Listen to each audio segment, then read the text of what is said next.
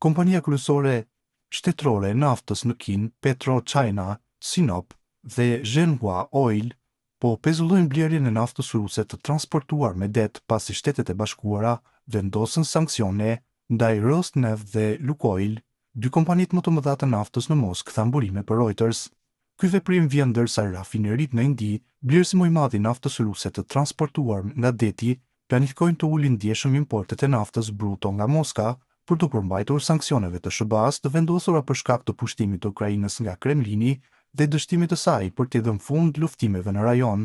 Rënja ndjeshme e kërkesës për naftë nga dy klientët më të mëdhenj të Rusisë do të ushtrojë natyrshëm presion mbi të ardhmen e Moskës nga nafta dhe do t'i detyrojë importuesit kryesorë në botë të kërkojnë burime alternative furnizimi duke rritur çmimin global.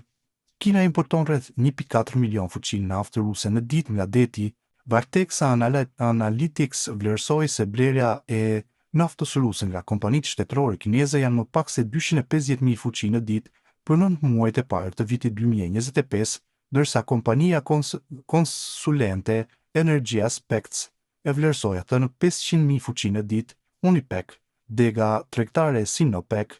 ndaloi blerjen e naftës ruse javën e kaluar, than burime, ndërsa Rosneft dhe Lukoil ja shesin Kinës pjesën më të madhe të naftës së tyre përmes ndërmjetësve në vend që të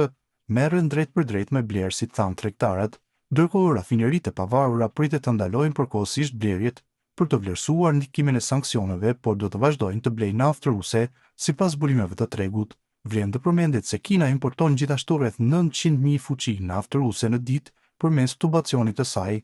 të cilat janë të destinuara për PetroChina, e cila sipas disa tregtarëve ka të ngjarë të preket pak nga sanksionet.